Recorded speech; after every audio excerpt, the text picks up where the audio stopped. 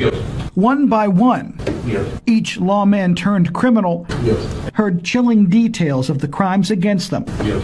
and stoically admitted their guilt in front of a judge. Yes. The so-called Rankin County Six, some of whom called themselves the Goon Squad, Yes.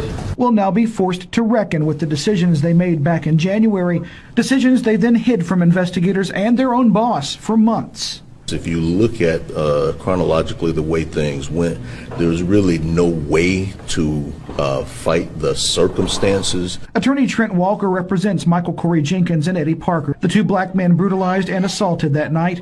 Walker says he thinks these officers' stories fell apart early on because of how former Deputy Hunter Elwood shot Jenkins in the first place. There's really no logical explanation as to why an entry wound would ever come from the inside of someone's mouth. And once that particular domino fell, then everything else fell behind it because there's no explanation for that. Sooner or later, their backs are going to be against the wall. They're going to have to decide to take it to trial or else plead guilty. All six pleaded guilty to conspiracy. Elwood pleaded guilty to aggravated assault and home invasion. Christian Dedman pleaded guilty to home invasion too. The other four, former deputies Brett McAlpin, Jeffrey Middleton, Daniel Opdyke, and former Richland police officer Joshua Hartfield, admitted they were hindering the prosecution's efforts by filing false police reports and lying to investigators. To my knowledge, never in the history of Mississippi have, in particular, white officers been held to account for brutality against